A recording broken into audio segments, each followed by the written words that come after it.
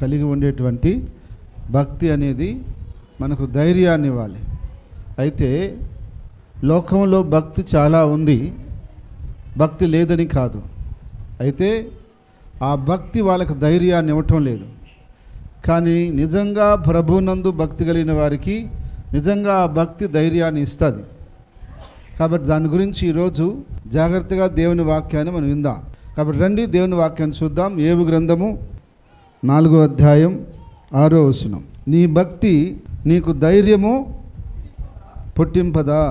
ఇక్కడ యోబు యొక్క స్నేహితులు యోబును అడుగుతున్నారు, అయ్యా నువ్వు చాలా భక్తిపరుడు కదా, నీ భక్తి నీకు ధైర్యాన్ని పుట్టించదా?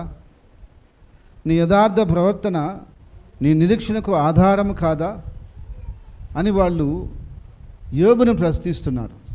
అయితే ఇదే మాట నేను ఈరోజు మిమ్మల్ని అడుగుతున్నా, ఏమని? మీకున్న భక్తి మీకు ధైర్యాన్ని ఇస్తుందా? ఇవ్వటం లేదా? నిజంగా ప్రభునందు మీకు నిజమైన భక్తి ఉంటే అది మనకు చాలా ధైర్యాన్ని ఇస్తుంది. అది ఎలాంటి ధైర్యం ఇస్తుందో, ఎలా ధైర్యం ఇస్తుందో ఈరోజు నేను వాక్యంలో నుంచి కొన్ని విషయాల్ని మనము ధ్యానం చేసుకుందాం. రండి దేవుని వాక్యం చూద్దాం. లూకా సువార్త 1వ అధ్యాయం 38వ వచనం చూడండి. ఇక్కడ మరియకి దేవుడు ఒక వర్తమానం పంపించాడు. ఏమిటి వర్తమానం అంటే, నువ్వు గర్భవతి అయి కుమారుని కంటావు అని. ఎవరైనా వివాహం కానటువంటి ఆడబిడ్డ దీనికి ఒప్పుకుంటుందా? వాళ్ళ గర్భవతి అయితే ఎన్ని నిందలు వస్తాయి, ఎన్ని అవమానాలు వస్తాయి, ఒకసారి ఆలోచన చేయండి. కానీ మరియా ఒప్పుకుంది. ఎందుకు, ఎలా ఒప్పుకోగలిగింది? ఆమె యొక్క భక్తి ఆమెను ఆ విధంగా ధైర్యాన్ని కలిగించింది. ఆ నిందలని అవమానాలను ఎదుర్కోవడానికి కూడా ఆమె ధైర్యం తెచ్చుకుంది. ఆమెకు నిందలు వస్తాయని తెలుసు, అవమానం వస్తుందని తెలుసు. దాన్ని ఎదుర్కోవడానికి కూడా ఆమె ధైర్యం చేసి, ప్రభు దాసురాలని నీ యొక్క మాట చొప్పున నాకు జరుగునుగాక అనింది. అంటే ఏమిటి ఆమె యొక్క ధైర్యము అంటే, నేను దేవుని యందు భక్తి గలదాన్ని, నేనైతే ఏ తప్పు నాలో లేదు, కానీ దేవుడే చెబుతున్నాడు నువ్వు గర్భవతి అవుతావని. ఒక నిందల లోకం నన్ను వేయచ్చు, అవమానం పెట్టచ్చు, కానీ నాకు దేవుడు ఉన్నాడు, సహాయం చేస్తాడని ధైర్యం తెచ్చుకుంది. హల్లెలూయా. అందుకని ఆమె దానికి అంగీకరించింది. లేకపోతే ఒక పక్క యేసేపుతో ప్రదానం చేయబడి ఉంది.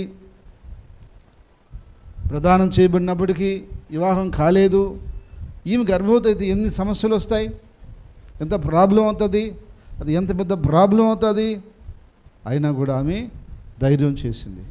ధైర్యం చేసి ఆమె ఆ నిందలు అవమానాలు ఎదుర్కోవడానికి ఆమె నిలబడింది. కానీ ముందు నిందలు అవమానాలే వచ్చాయి, కానీ ఈరోజు ప్రశంసలు వస్తున్నాయి. హల్లెలూయా. ప్రపంచమంతటా మరియమ్మని ఈరోజు ప్రశంసిస్తూనే ఉన్నారు.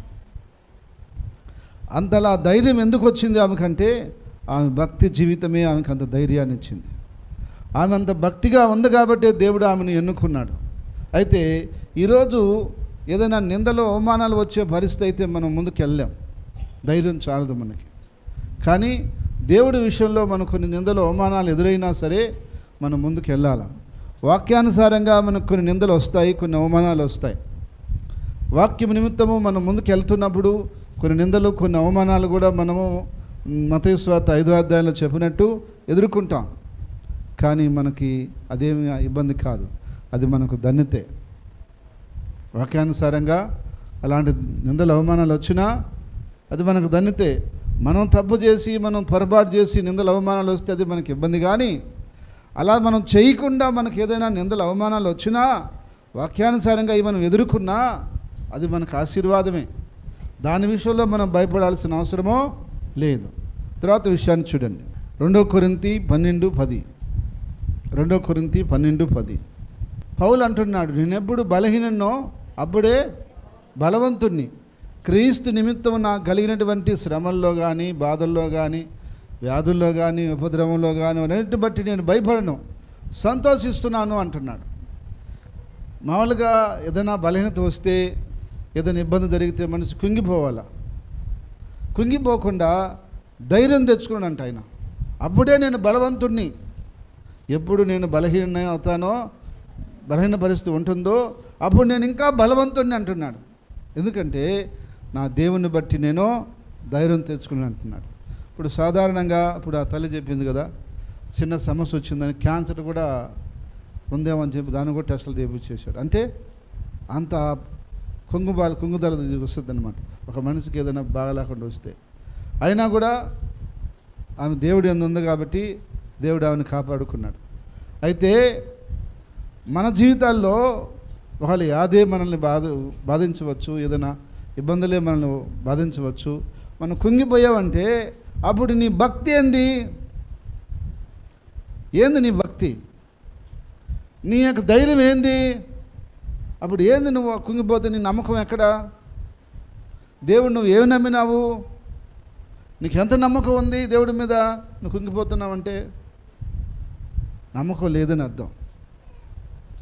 మనం కుంగిపోతున్నామంటే దేవుడి మీద మనకు పరిపూర్ణమైన నమ్మకము లేదని అర్థం.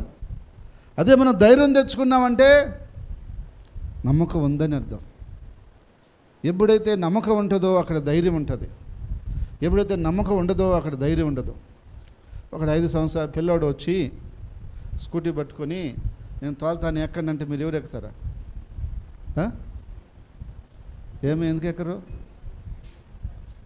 ఎందుకు ఎక్కరు? వాడు తోలుతాడో పడేస్తాడో నమ్మకం లేదు. వాడు చూస్తే అందుకద్దు ఉన్నాడు. వాడు నమ్మి ఎట్ట ఎక్కుతావు? ఏంది ఎక్కగలమా? వాడు నమ్మి వాడు బండి ఎత్తే లేడు మనిషి, వాడు వచ్చి నేను నీకు తోలుతాను ఎక్కడ అంటున్నాడు. నువ్వు నమ్మి ఎక్కుతావా? ఎక్కాలంటే నీకేముండాలా? వాడి మీద కూడా నీకు నమ్మకం ఉంటేనే ఎక్కగలుగుతావు. అది ఆ నమ్మకం లేకపోతే నువ్వు ఎక్కలేవు ధైర్యంగా దాన్ని. అదేవిధంగా దేవుడి మీద మనకు ధైర్యం ఉంటేనే మనం ఏదైనా ముందుకు వెళ్ళగలం. ఆ నమ్మకం ఆ ధైర్యాన్ని పుట్టిస్తుంది. కాబట్టి ఈరోజు నువ్వు నమ్ముతున్నావని చెప్తున్నావు, ఆ నమ్మకాన్ని నీకు ధైర్యం ఇవ్వాలా. చూడండి దేవుని వాక్యం చూద్దాం. 1 సమూయేలు గ్రంథము 30వ అధ్యాయం 5వ వచనం నుంచి చూద్దాం. చూడండి, ఇక్కడ దావీదుతో కూడా జనులు ఏరే ప్రాంతానికి వాళ్ళు పోయి ఆహారం సంపాదించుకోవడానికి ప్రయత్నిస్తూ ఉండగా శత్రువులు వచ్చి వాళ్ళ ప్రాంతాన్ని దోసుకొని ఆ ప్రాంతాన్ని తగలబెట్టి అక్కడున్న భార్యలని పిల్లల్ని ఎత్తుకొని వెళ్ళిపోయారు. వాళ్ళు చూసేటప్పటికి అదంతా తగలబడిపోతూ ఉంది, భయంకరంగా ఉంది పరిస్థితి. అప్పుడు చాలా దుఃఖం వచ్చేసింది, చాలా బాధ వచ్చేసింది. ఎందుకంటే భార్య లేదు, బిడ్డలు లేరు. ఉదాహరణ చెప్తున్నా, ఒక యజమాని బయటికి వెళ్ళాడు పని మీద, వ్యాపారం మీద, ఉద్యోగం మీద. ఇంటికి వచ్చి దళికి ఇంట్లో భార్య లేదు, బిడ్డలు లేరు. ఎట్లుంటుంది? అప్పుడు ఎట్లుంటుంది పరిస్థితి? ఇంటికాడ భార్య కనపట్లా, బిడ్డలు కనపట్లా, అప్పుడు ఏమైపోయింది పరిస్థితి? అయితే అక్కడ జనులు చూసినప్పుడు వాళ్ళకి చాలా దుఃఖం వచ్చేసింది, చాలా ఏడ్చారు. దావీదుకు కూడా అలాగే జరిగింది. దావీదు ఫ్యామిలీ కూడా లేదు, వాళ్ళ పిల్లలు కూడా లేరు, తీసుకుని వెళ్ళిపోయినారు. ఇప్పుడు చాలా దుఃఖం అది. అప్పుడు బాగా కుంగిపోయిన పరిస్థితి. అయితే జనులందరూ అనుకున్నారంట, దీని అంతటి కారణం ఎవరు? దావీదు పిలిస్తే మనం పోయినాం, దావీదు వల్ల మనకి కీడు జరిగింది. కాబట్టి ఇప్పుడు దావీదుని మనం ఏం చేయాలా? వండికూడదు, అతను చంపేయాలా అని అనుకొని రాళ్ళు రువుదాం అనుకున్నారంట. ఏమనుకున్నారు? ఇప్పుడు నేను చెప్తున్నా వినండి. ఇక్కడున్న మీ మీద ఎవరికైనా ఒకరి మీదకి ఒక 100 మంది రాళ్ళు ఎత్తుకొని వస్తున్నారు. మీరు భయపడతారా? ధైర్యం తెచ్చుకుంటారా? 100 మంది రాళ్ళు వేస్తే ఎటువంటి పరిస్థితి? కానీ దావీదు ఏం చేశాడో తెలుసా? తమ దేవుడైన యెహోవాను బట్టి ధైర్యం తెచ్చుకున్నాడు. ఆయన కూడా కుంగిపోయినాడు, ఆయన కూడా లాస్ అయిపోయింది, ఆయన భార్య బిడ్డలు కూడా లేరు. అయినా కూడా తమ దేవుడైన యెహోవాను బట్టి ధైర్యం తెచ్చుకొని ఆగండ్రా బాబు అన్నాడు. మీరు ఆగండ్రా, రాళ్ళతో నన్ను కొడతారా? సరే కొడుదురులే, నేను ఒక మాట చెప్తాను, ఇన్నేసి కొట్టండి అన్న. వాళ్ళందరూ ఆగిపోయారు. ఇప్పుడు మీకు జరిగినట్టే నాకు కూడా నష్టం జరిగింది. మీకు ఎంత బాధ ఉందో నాకు కూడా అంతే బాధ ఉంది. ఇప్పుడు మీరు నన్ను కొట్టాలనుకుంటున్నారు. ఇప్పుడు నేను ఎవరిని కొట్టాలా చెప్పండి? నేను ఎవరిని కొట్టాలా?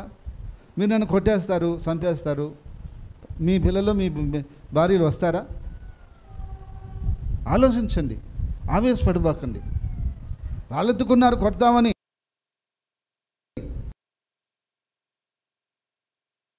భార్యలు మీ కాడికి వస్తారా? అది కాదు మనం చేయాల్సిన పని. కూర్చోండి, నేను మాట్లాడతాం, ఏదో చేద్దాం, ఆలోచిద్దాం, కూర్చోండి. మన దేవుడు ఉన్నాడు, మన సహాయం చేస్తాడు, మీరు కొంచెంసేపు ఓపిక పట్టండి అని చెప్పగానే వాళ్ళందరూ రాళ్ళు వేసేసి గమ్ముగా నిలబడ్డారు. అప్పుడు యాజకునితో చెప్పాడు, నువ్వు పోయి ఎఫోదుని తీసుకురావు అన్నాడు. ఎఫోదు అనగా యాజకుని కోసం ఆ రోజు కుట్టించిన ఒక ప్రత్యేకమైన డ్రెస్సు, దేవుడు కుట్టించిన ప్రత్యేకమైన డ్రెస్ అది. ఆ డ్రెస్ ఈనేసుకొని కూర్చొని దేవుని ఎదుట కూర్చొని ప్రార్థన చేస్తున్నాడు. ప్రభువా, ఇంత నష్టము ఇంత కీడు మాకు వచ్చింది, అయినా కూడా నువ్వు మాకు దేవుడివి, నువ్వు మాకు సహాయం చేస్తావు. నేను నిన్ను అడుగుతున్నా, వాళ్ళు పోయిన వాళ్ళు పెద్ద దూరం పోయి ఉండరు, ఎందుకంటే 2-3 రోజులే మేము అటు పోయి వచ్చే లోపల జరిగింది. వాళ్ళు పెద్ద దూరం వెళ్ళుండరు, అయితే మేము వెనకాల వెళ్తాం.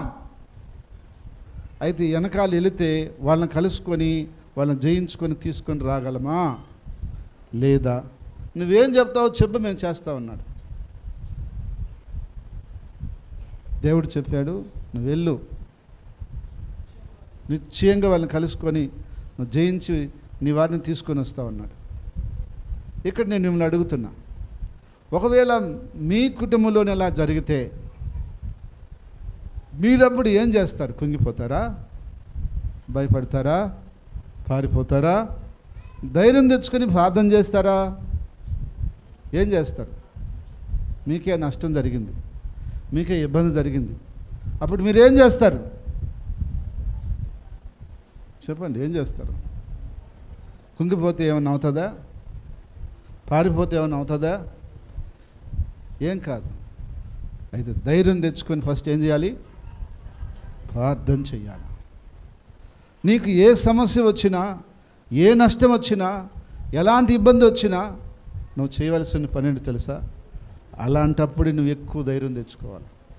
హల్లెలూయా, హల్లెలూయా. అప్పుడే ఎక్కువ ధైర్యం నీకు కావాలి, ఎక్కువ ధైర్యంతోనే ఉండాలి. ఎందుకంటే సాతాను దాన్ని ఆధారం చేసుకొని నిన్ను పదే పదే దాన్ని గుర్తు చేస్తూ, అవిని నీకు జ్ఞాపకం చేస్తూ నిన్ను బాధిస్తుంటాడు, శోధిస్తుంటాడు. వీటిని బట్టి, ఆ విషయాలను బట్టి. అందుకని నువ్వు అప్పుడే ఎక్కువ ధైర్యం తెచ్చుకోవాలా. అందుకని పౌలు ఏమన్నాడు? నేను ఎప్పుడు బలహీనుడో అప్పుడే బలవంతుడిని అన్నాడు. కాబట్టి దావీదు ఏం చేస్తున్నాడు? ఆయన కూడా ఏడ్చాడు, దుఃఖం వచ్చింది, బాధ వచ్చింది, మనిషి కదండి, ఆయన కూడా బాధపడ్డాడు. కానీ బాధపడితే ఏడుస్తుంటే కాదు కదా, ధైర్యం కావాలి ముందుకెళ్ళాలంటే. ఇప్పుడు అయితే ఏం చేయాలనేది దేవుడిని అడగాల. దేవుడిని అడిగాడు, దేవుడు చెప్పాడు, అతను వెళ్ళాడు, యుద్ధం చేశాడు, వాళ్ళందరిని హతమార్చాడు, అక్కడ ఉన్న మొత్తాన్ని తీసుకొచ్చేసాడు. హల్లెలూయా, హల్లెలూయా. అయితే ఈరోజు ఒకసారి మనం ఆలోచన చేస్తే, దావీదు ధైర్యం తెచ్చుకోకుండా కుంగిపోయి వాళ్ళలాగా ఏడ్చుకుంటా ఉంటే వాళ్ళందరూ నిర్దాక్షిణ్యం కొట్టి ఏం చేస్తుండేవాడు? చంపేసి ఉండేవాళ్ళు. అప్పుడు వాళ్ళకి లేదు నష్టమే, దావీదుకు కూడా నష్టమే. కానీ ఆయన ఏం చేయలేదు? కుంగిపోలా, ధైర్యాన్ని తెచ్చుకున్నాడు. ఎందుకంటే భక్తి ధైర్యాన్ని ఇవ్వాలా. హల్లెలూయా. భక్తి ఏమి ఇవ్వాలి? ధైర్యాన్ని ఇవ్వాలా. ధైర్యాన్ని ఇవ్వలేదంటే నువ్వు సరైన భక్తి లేదు నీ కాడ, సరైన భక్తిలో లేవు. నువ్వు సరైన భక్తిలోనే ఉంటే, దేవుడి మీద నీకు అంత విశ్వాసం ఉంటే నీకు ఆటోమేటిక్గా ధైర్యం రావాలా. ఏం రావాలి? ధైర్యం రావాలా. నా దేవుడు ఉన్నాడు, ఇది ఎంత కష్టమైనా కానీ ఆయన చూసుకుంటాడు, ఆయన నాకు సహాయం చేస్తాడు, ఆయన నాకు మేలు చేస్తాడు. ఎందుకు నేను కుంగిపోవాలా? ఎందుకు నేను భయపడాలా? ఎందుకు నేను దిగులు పడాలా? నా దేవుడు నాకున్నాడు అని నువ్వు ధైర్యం తెచ్చుకోవాలా. అలా తెచ్చుకోలేకపోతున్నావంటే ఇంకా నీకు దేవుడి మీద సరైన నమ్మకం కుదరలేదు. కుదిరితే నీకు ధైర్యం ఆటోమేటిక్ వస్తుంది, ఆటోమేటిక్ వచ్చేస్తుంది. దేవుడు చేయలేనిది ఏది ఉంది? దేవుడు చేయలేనిది ఏముంది? ఏమైనా చేయగలుగుతాడు. అయితే ఆయన చేయాలంటే నువ్వు ధైర్యంగా ఉండి ప్రార్థన చేయాలి. హల్లెలూయా. కుంగిపోయే వాళ్ళకి పక్షంగా దేవుడు నిలబడడు. భయపడే వాళ్ళ పక్షంగా దేవుడు నిలబడ్డాడు. గిద్యోను ఒకసారి యుద్ధానికి పొమ్మని దేవుడు చెప్పాడు. అయితే కొంతమందిని తీసుకుని యుద్ధానికి పోతుంటే దేవుడు ఒక పరీక్ష పెట్టమన్నాడు మనుషులకి. భయపడే వాళ్ళందరినీ ఫస్ట్ ఈయనకి వెళ్ళిపోమను అన్నాడు. యుద్ధానికి పేరుకి వచ్చారు, అందరూ వస్తారు. ఇంకొక మనిషి రావాలయా అని చెప్పగానే అందరూ వచ్చేసినారు. వచ్చిన తర్వాత ఒక చోట చేరిన తర్వాత దేవుడు ఒక పరీక్ష పెట్టు అన్నాడు. ఫస్ట్ పరీక్షకు ముందు చేయాల్సిన పని ఏంటంటే భయపడే వాళ్ళందరినీ రిటర్న్ పంపించేసి అన్నాడు దేవుడు. ఎందుకంటే వాళ్ళు ఏం చేస్తారంటే మంచి యుద్ధంలో పారిపోతారు. ఒకటి పారిపోగానే వెనకాల ఏం చేస్తారు? గొర్రెలు కదా మనుషుల, ఒకటి వెళ్ళగానే ఇంక దెబ్బ దెబ్బ దెబ్బ దెబ్బ దెబ్బ పరిగిస్తాడు. ఇంక ఇప్పుడు వెళ్ళినాడానికి యుద్ధంలో నుంచి ఏమవుతుంది? యుద్ధం చేసేవాడు కూడా పరిగిస్తాడు ఇక నేను చూసి. అందుకని ఇలాంటి వాళ్ళు యుద్ధంలో ఉండకూడదు, వాళ్ళని ముందే పంపించి అంటాడు. అప్పుడు యథార్థంగా ఆయన అడుగుతాడు, ఏం మొహమాట పడిపోకండి, భయపడే వాళ్ళు చెప్పేయండి, ఇక్కడే మీరు వెళ్ళిపోదురులే, దేవుడు చెప్పమన్నాడు అంటే టక్ టక్ టక్ లేచినారు. ఇది మేము వెళ్ళిపోతామా, మేము వెళ్ళండి నాయన బంగారం వెళ్ళండి పరివేసినాడు. ఎందుకంటే భయపడే వాళ్ళు అక్కడ నిలబడరు, వచ్చినా కూడా వాళ్ళ యుద్ధానికి పనికిరారు, వాళ్ళ ద్వారా దేవుడు ఏ కార్యము చేయలేడు అక్కడ. అందుకని వాళ్ళు పంపించేశాడు. ఈరోజు దేవుడు మనకు చెప్తున్న మాట ఏంటంటే మనం భయపడుతూ ఉంటే దేవుడు మన ద్వారా కార్యం చేయడు. మనం భయపడకుండా ధైర్యంగా ఉంటే దేవుడు మన ద్వారా కార్యము చేస్తాడు. అందుకని దావీదు ఏం చేశాడంటే అలాంటి పరిస్థితుల్లో తమ దేవుడని యెహోవాను బట్టి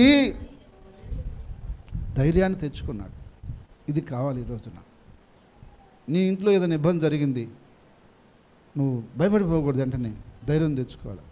ఈరోజు నేను చెప్తున్న మాట ఏంటంటే నువ్వు నష్టంలో ఉన్నావా, కష్టంలో ఉన్నావా, వ్యాధిలో ఉన్నావా, అప్పుల్లో ఉన్నావా, కుటుంబ సమస్యల్లో ఉన్నావా, ఆటంకాల్లో ఉన్నావా, అయినా నువ్వు భయపడాల్సిన అవసరం లేదు. నీ దేవుణ్ణి బట్టి నువ్వు ధైర్యం తెచ్చుకోవాలి. ఫస్ట్ ధైర్యం తెచ్చుకోవడం ఉంటే కాదు, ప్రార్థన చేయాలా. హల్లెలూయా. నేను ధైర్యం తెచ్చుకున్నాను, నాకు ధైర్యంగా ఉన్నానని కాదు, ప్రార్థన చేయాలా. ప్రార్థన చేస్తే ప్రభు మార్గం చూపిస్తాడు. ఏం చూపిస్తాడు? మార్గం చూపిస్తాడు. మనకి ఎట్లా దానికి పరిష్కారం అనే మార్గం చూపిస్తాడు. తర్వాత చూడండి, దీని వాక్యం చూద్దాం. నెహెమ్యా గ్రంథము 6వ అధ్యాయంలో 2వ వచనము, 14వ వచనము, 19వ వచనం. అయితే ఇక్కడ మనం గమనించినట్లయితే దేవుని వాక్యం చూస్తే నెహెమ్యా యెరూషలేము చుట్టూ ప్రారంభించాడు, పని చేస్తున్నాడు. సన్బోల్ట్ అనేటువంటి ఒకడు ఉన్నాడు, వాడు సైతానుడు. ఆ సైతానుడు ఏమని చేస్తున్నాడు? వాళ్ళని భయపెడుతున్నాడు. నువ్వు యెరూషలేము గోడలు కడతావా? నువ్వు కట్టే గోడ నిలబడుతుందా? ఒక్క నక్క దాటితే పడిపోద్ది అన్నాడు. ఏమన్నాడు? ఒక నక్క అంట అటు దాటితే టపాన్ పడిపోద్ది నీ గోడ. నీ గోడ అంత గోడ, నువ్వు ఏం గోడ కడతావు అని ఆటంకపరచడానికి ప్రారంభించాడు, బెదిరించడానికి ప్రారంభించాడు. అయినా బెదరకుండా ధైర్యంగా నెహెమ్యా పని చేసుకుంటూ ముందుకెళ్ళాడు. వాడు ఆ పక్క బెదిరిస్తూనే ఉన్నాడు, ఆటంకపరుస్తున్నాడు. పని పూర్తి అయిపోయింది. దేవుని స్తోత్రం. హల్లెలూయా, హల్లెలూయా.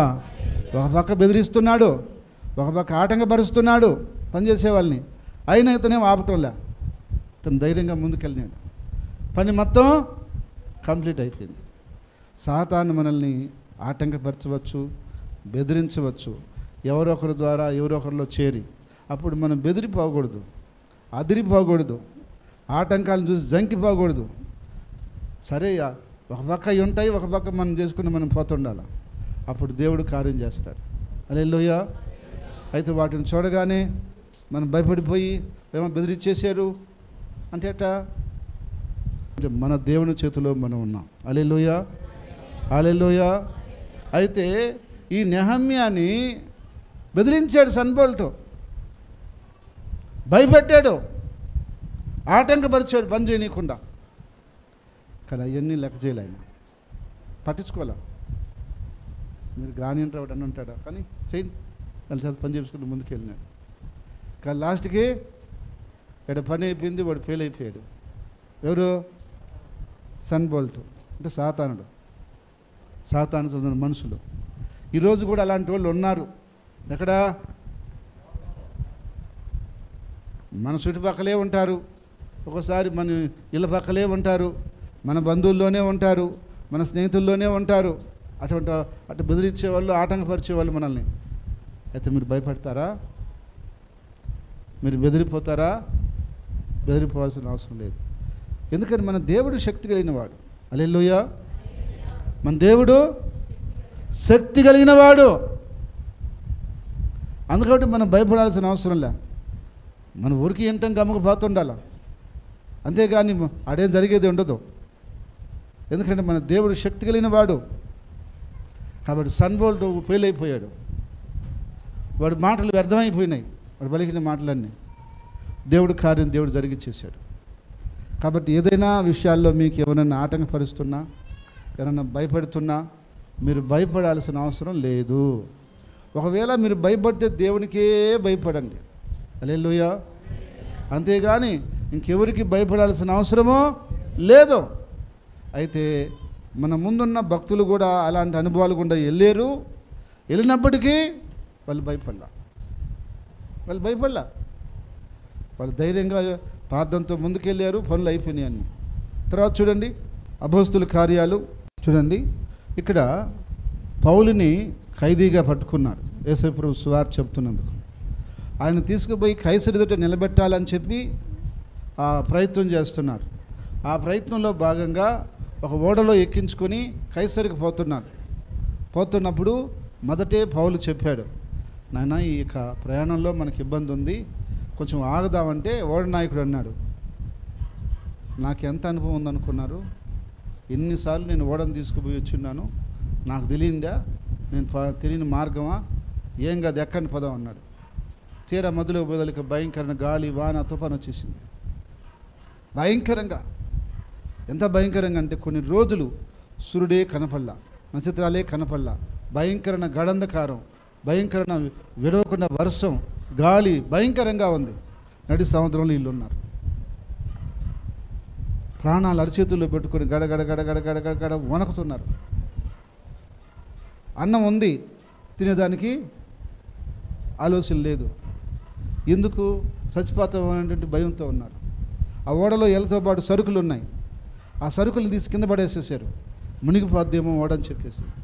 అయినా కూడా భయం తగ్గలే వాళ్ళకి. అన్నం తినలేకపోతున్నారు. భయంకరమైన పరిస్థితి. ఎందుకని? భయము. కొన్ని రోజులు అట్టే ఉన్నారు. ఎందుకంటే గడంధకారం అయిపోయింది. ఉదాహరణకు ఇప్పుడు మనమే ఒకరు సముద్రంలో పోయాం, ప్రయాణం చూద్దామని, తుఫాను వచ్చేసింది, చుట్టుపక్కల భయంకరంగా ఉంది. అప్పుడు ఎట్టుంటాం? అప్పుడు ఎట్టుంటుంది? మటన్ కావాలంటారా? లేదంటే ఏదైనా బిర్యానీ తెమ్మంటారా? బతికితే చాలినైనా ఇంకోటి జాలిని అని ఉంటారు. అక్కడ వచ్చినంచే ప్రాణాలు అరిచేతుల్లో పెట్టుకొని. ఎందుకంటే తిండి మీద బాధ, దేని మీద బాధ, ఆ భయం ఉన్నంతసేపు, దేని ఆలోచన ఉండదు. వాళ్ళకు కూడా అదే జరిగింది.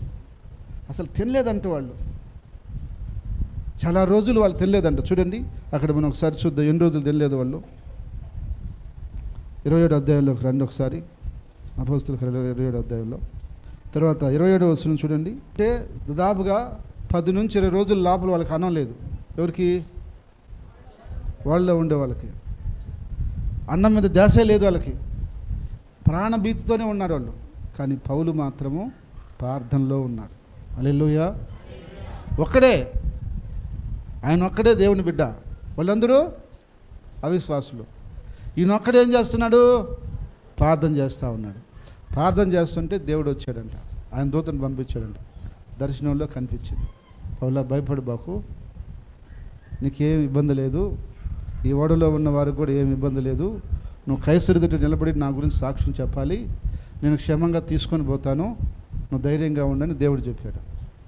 తెల్లారు లేచి వాళ్ళందరిని పిలిచి ఈయన అంటాడు, అనలారా భయపడి బాకండి, ఏం కాదు, కానీ పిచ్చా నీక, చుట్టుపక్కల ఈ విధంగా ఉంటే భయపడిబాక అని చెప్తావా?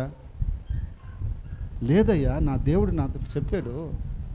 వాళ్ళు ఎవటి ఉండవయ్యా, మన ప్రాణంతో బతికేదే నమ్మకం లేదు. చూడు ఎట్టుందో, ఈ పక్క గాలి వాన, ఆ పక్క తుఫాను. ఎట్ట చెప్తున్నావు నువ్వు అసలు ఈ మాట? ధైర్యంగా ఉండమని ఎట్టుంటావు ధైర్యంగా? లేదయ్యా, రాత్రి నాకు దేవుడు చెప్పాడు, నా దేవుడు చెప్పాడయ్యా. నేను ఏ దేవుడిని సేవిస్తున్నాను, ఏ దేవుడిని పూజిస్తున్నానో ఆ దేవుడు నాతో మాట్లాడాడు. మీకేం కాదు, ధైర్యం తెచ్చుకోండి, మీరు 4 రోజులు అన్నం తినలేదు, లేచి కొంచెం తినండి అంటాడు ఆయన. ఎవరు? పౌలు. అంటే గమనించండి, ఈయనెందుకు ధైర్యంగా ఉన్నాడు, వాళ్ళు ఎందుకు భయపడి చేస్తున్నారు? ఫస్ట్ చెప్పాడు కదా ఓడ నాయకుడు, నేను యూరుణ్ణి సూర్యుడిని, నాకు అనుభవం ఉంది, నేను ఓడ బాగా బ్రహ్మాండం నడుపుతాను, నాకు ఎంతలా సుడిగుండాలైనా తెలుసు, నాకు మంచు కొండలో తెలుసు, నాకు తుఫాన్లు వస్తే ఎడదిప్పాలో తెలుసు అని చెప్పినాడు కదా. ధైర్యమేదే, ధైర్యమేది. ఆయన కూడా అన్నం లేకుండా పడి ఉన్నాడు ఆడ. ఎవరు కొంత ధైర్యమో? దేవుని నమ్ముకున్న ఒక దేవుని బిడ్డకు మాత్రమే అక్కడ ధైర్యం ఉంది. ఆయన మాత్రమే ధైర్యంగా ఉన్నాడు. ఎలాంటి పరిస్థితుల్లో? చుట్టూ భయంకరమైన తుఫాను, వాన, గాలి, గడంధకారమైన పరిస్థితిలో.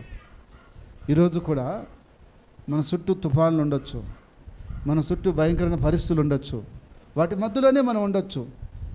అయినా నువ్వు ధైర్యంగా ఉండాలా. అదే భక్తి. హల్లెలూయా, హల్లెలూయా. అయినా నువ్వు ధైర్యంగా ఉండాలా. ఎందుకు ధైర్యంగా ఉండాలా? నువ్వు నమ్మిన దేవుడు అలాంటివాడు. హల్లెలూయా. మనం నమ్మిన దేవుడు అలాంటివాడు. నడి సముద్రం నుంచి బయటకు తీసుకొచ్చాడండి పౌలుని. సాధ్యమైన విషయం అది. భయంకర తుఫాన్లు చిక్కుని పోయినాడు. ఎట్టొస్తాడు ఇకనా? ఎట్టొస్తారు? కొట్టుకుని పోవాల్సిందే, మునిగిపోవాల్సింది తప్ప. ప్రార్థన చేస్తున్నటువంటి వారిని దేవుడు చూస్తుంటాడు. హల్లెలూయా, హల్లెలూయా. వారిని ఎట్టయినా సరే దేవుడు కాపాడుతాడు. అదే పౌలు ధైర్యం. అందుకే పౌలు ప్రార్థన చేస్తున్నాడు, దేవుడు మాట్లాడాడు. వాళ్ళు ప్రార్థన లేదు, ఏమి లేదు. వాళ్ళకి లేరా దేవుళ్ళు? మిగతా వాళ్ళకి దేవుళ్ళు లేరా? ఉన్నారు. వాళ్ళ దేవుళ్ళు వాళ్ళకు ఉన్నారు. కానీ ధైర్యాన్ని ఇచ్చేవాళ్ళు కాదు వాళ్ళు. ధైర్యాన్ని ఇవ్వలేరు.